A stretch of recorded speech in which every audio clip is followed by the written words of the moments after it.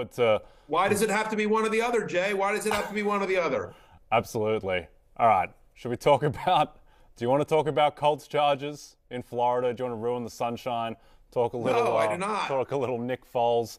I think we should discuss... But I'm contractually required to talk about them, so sure. All right. Knock yourselves out. What do you got for me? Well, firstly, I want to say that that game last night was a horrible demonstration of the sport of football, but a magnificent demonstration for fantasy and betting, because unless you had a bet on that game or unless there were fantasy implications, there was nothing. But there were some incredible happenings, some incredible Monday night miracles and bad beats. And this is from Nathan Garrison. The last offensive play by the Colts was a seemingly meaningless 6-yard pass to Michael Pittman. That was exactly what I needed to make it to the championship game. Every play matters, every inch matters, as Al Pacino once said in Any Given Sunday. From Chad Mazoian, I'm going to say, we willed it into existence. A bagel by Gerald Everett sends me to the championship. Chad had a 0.2 lead and gets it home with the bagel. Thanks, Justin Herbert, for nothing, says at SkittyP123. Justin Herbert, not the most flashy game from Herbert last night as he punches his ticket to the playoffs for the first time in his career, but fantasy managers were hoping for a little bit more. I mean, start wherever you want, Matthew. What did you make of this awful game? Yeah, I mean, it just goes to show you whatever you want. I mean, the bagel by Gerald Everett, that's amazing, right? The guy goes in a thing like literally all Gerald Everett needs is to catch one pass, and I'm going to move on to the finals. And of course, a zero. I always say that, speak it into existence. What do you need tonight? One guy said, I need a bagel from Gerald Everett, and he got it there. But I think the big fantasy storyline from the Chargers side is Justin Herbert. Like, Justin Herbert is like the greatest, worst fantasy quarterback ever. Like, we see the skill set, right? We see the rocket arm. We see the mobility. We see all the intangibles. And yet, this is now in the fantasy playoffs, back-to-back games with under 10 fantasy points. He, as you see there, right, it's his fewest pass attempts since week 11. In the 4 games prior, right? In the 4 games prior, he had attempted over 40 pass attempts here, and then in last night against the Colts, just 31. Part of the issue, of course, is Indianapolis. They have to make it somewhat competitive. But I think the weird thing here, Jay, is if you notice, is that when they get in close, they've gone much more run-heavy. Last 2 weeks, the Chargers have an 83% rush rate inside the red zone compared to just 33% through the first 14 weeks of the season. And so, like, it's, as people who have Austin Eckler on the team, friend of the podcast, Austin Eckler, friend of fantasy, that's great. But literally over the last 2 weeks, the Chargers have had the highest red zone rush rate in the NFL. And when you have Justin Herbert on your team, that is bad news. Now, they play the Rams at home next week, a resurgent Rams defense that shut down $265 million man Russell Wilson and got Nathaniel Hackett fired. But I don't know. Like, it's weird to say you can't trust Justin Herbert, but if you've made it to the finals at this point, Jay, can you trust Justin Herbert next week? Well, 2 things. Firstly, your pink polo is doing plenty. It's growing on me as the show goes on. Secondly, I think with Herbert, there is some weird stuff where last week they play for a stretch Malik Willis and a gimpy Ryan Tannehill, and then this week they play the Colts offense. And I think Brandon Staley is known for being ultra aggressive. I think that he's been kind of by choice conservative these past 2 games because he's known that they don't really need to score that much to get the win while they're trying to book their spot to the playoffs. So I think that has triggered, to your point, Austin Eckler more touches in the red zone. And now they play the Rams, and this game, like, it is meaningful for the Chargers, and they can still fight for the 5 seed, which is really important in the AFC because you don't want to play Cincinnati in the first week. But they're only 6.5-point favorites against the Rams. The total is only 40.5 at SoFi, so not expecting it to be a guns blazing fantasy fiesta. So look, with Herbert, it's a little bit weird. I still think you can do obviously far worse, but you're not expecting Patrick Mahomes, Josh Allen, Joe Burrow level production out of Herbert. But the one guy on that offense in the pass game that I think you can expect greatness from is Keenan Allen, who has had a weird season, obviously missed a lot of time with the hamstring, but he has been a monster the past month. The past month, he's had 51 targets over the past 4 games. So he's the guy that you can count on in this Chargers pass game. Well, right. I mean, the connection, and by the way, it's no surprise that Justin Herbert's season, even though he's had single-digit fantasy points each of the last 2 weeks, it's taken off since Keenan Allen came back into the game, since he returned in week 11. This is the guy. This guy is the 12th best wide receiver in fantasy. To your point about the targets, he's had double-digit targets in 3 of the last 4 games, a 30% target share over the last 4 weeks. You see this play. If he hadn't stepped out, he's taking it to the house. You know, just a great play. Unfortunately, 1 foot gets out of bounds. And yeah, find somebody who looks at you the way that Justin Herbert looks at Keenan Allen since week 13, as you see it there on your screen.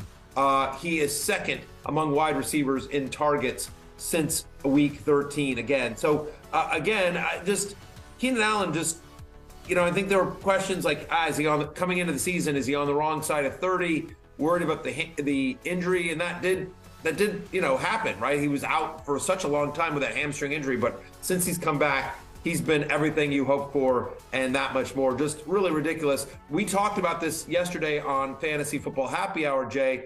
One of our favorite bets going into Monday Night Football last night was over 60.5 receiving yards for Keenan Allen. We talked about how he'd hit 80 in 4 of the last 5, how bad the Colts were against the slot. And not only did it hit that number, but he hit that number in the first half. Like, you cashed that bet at halftime. So Keenan Allen locked in wide receiver 1. I still think you feel good about Mike Williams on this team as well. Not as productive a game, but you know, he had Gilmore on him some last night. Whatever, Mike Williams is going to be fine. Not worried about him. Eckler's a star. It is what it is. The only other thing from the Chargers, the 2 things from the Chargers for me were again, Gerald Everett, who for a while there in the preseason or in the early parts of the season, Jay, felt like, you know, kind of a low-end tight end 1. Someone that you felt was like a viable part of this offense, but he's just disappeared recently, and now he's, you know, a beg for a touchdown, hope he falls into the end zone tight end 2. If you're playing him next week, Rams did give up, the only touchdown they did give up last week was to a tight end, but still it'd be tough to trust Everett after his bagel in a game in which, you know, the Colts didn't put up much of a fight. And then how about the Chargers defense? Bolt up. Derwin James gets kicked out of this game, and yet still, shout out to my old college roommate Chris Lindsay. Chris Lindsay was down 20 in his fantasy semifinal, picked up the Chargers defense. That was all he had. The other guy was done. He needed 25 from the Chargers defense. He got 25 from the Chargers defense in his league scoring. So my buddy Cris, my college roommate Cris, moving on to the finals, and you know, listen. Santa brings gifts, so does Nick Foles. Unbelievable. Yeah, well, speaking of Nick Foles, you're in Florida. The sun is beaming through. It looks like a pretty nice climate. I'm still in Connecticut, where it's freezing. I'm going to bring you back to Connecticut, Matthew, in this climate. Let's talk about Nick Foles. Last night, he was 17 of 29, 3 picks, 29 dropbacks, gets sacked 7 times by a Chargers pass rush that wasn't elite by any means coming into this Colts game. We talked about ESPN's QBR yesterday, how it's a quarterback rating on a scale of 0 to 100. Nick Foles was 3.4 QBR last night. He was horrific. And the line against the Giants on Sunday, the Colts go to New Jersey. Before the game, the line was Giants -3. After what Nick Foles served up last night, the line right now is -5.5. So a 2.5-point swing going through 3, beyond 3 as well after what Foles did. And I think the question becomes here, because obviously you're not going to start Nick Foles against the Giants, but is there anyone on this Colts offense that you can feel good about in fantasy next week? Okay, so good is a relative term, but do I think that potentially there could be some usage if you were truly desperate in Zach Moss? I do. I mean, you know, last 2 games he's had 37 touches. He got 12 of the 13 running back touches last night.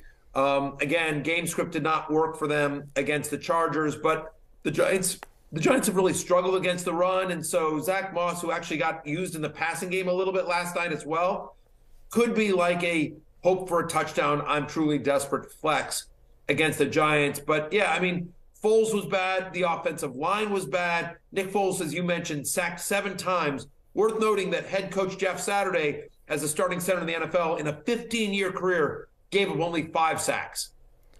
The Colts last night gave up more sacks than Jeff Saturday did in his entire career. Now, again, centers don't always give up sacks, but still, 15 years, man only gives up 5 sacks, and one night his offensive line gives up 7. Jay, that's hashtag bad. Yeah, that's very hashtag bad. And I think that, yeah, I mean, Michael Pittman would be, I think, a guy that a lot of people will be grappling with. I just think you can't start him after what Foles served up. After the Giants' defense, at least the pass defense, is getting a little bit better as well with the emergence of Kayvon Thibodeau. I think Adoree Jackson might come back this week as well. So I think it's Zach Moss, and there you're not feeling comfortable either. And then every other Colt is just a complete write-off, I think. Yeah. Anything else on the Colts? The last thing I'll just say here is, just in case people are wondering, I think this is fairly well known, but that the Colts are on the hook. There's an injury clause in Matt Ryan's contract. Mike Florio talked about this on our show last week. There's an injury clause in Matt Ryan's contract. I want to say it's $17 million.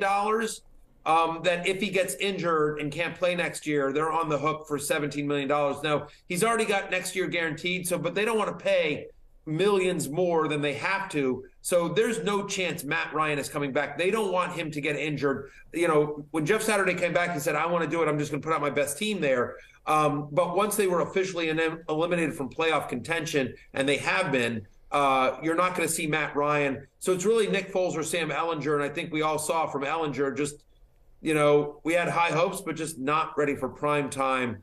The Colts, it's unfortunate, but the Colts are a bit of a mess there. One last thing to just sort of note, and this one's just a weird one. I was annoyed too, because in addition to taking the over on Keenan Allen at 60.5, which crushed, in addition to taking over 1.5 field goals for Dicker the kicker, which also hit, thank you very much, I took over Deion Jackson 9.5 receiving yards, and he winds up with 9. Just didn't play a lot of snaps. There are reports out there, 100% unconfirmed, just so you know. They're not from any verified reporters or anything like that. But there have been some internet rumors that there was a verbal altercation between Jeff Saturday and Deion Jackson. Again, unconfirmed, but maybe, who knows, maybe there's a reason why the Colts so quickly went away from Deion Jackson and have gone to Zach Moss. I think, to your point, the only Colt you could potentially trust next week is maybe Zach Moss, and you'd have to be in a deeper league as a flex play at running back and really sort of squint and hope, okay, maybe there's a chance he falls into the end zone here.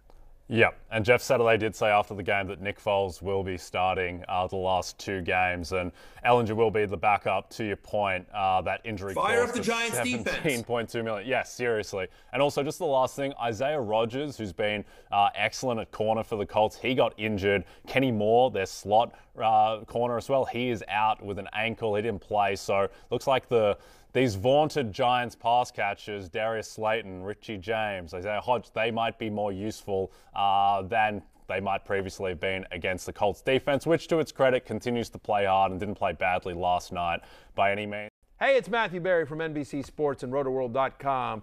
Just want to thank you so much for watching what you just watched, or at least being too lazy to click out of it after the autoplay just kept it going. So either way, thank you so much for just letting it scroll by your screen. And now I'd like to ask you respectfully, please subscribe to the NFL on NBC YouTube channel for the latest NFL news, fantasy headlines from RotoWorld, and betting analysis from NBC Sports Edge.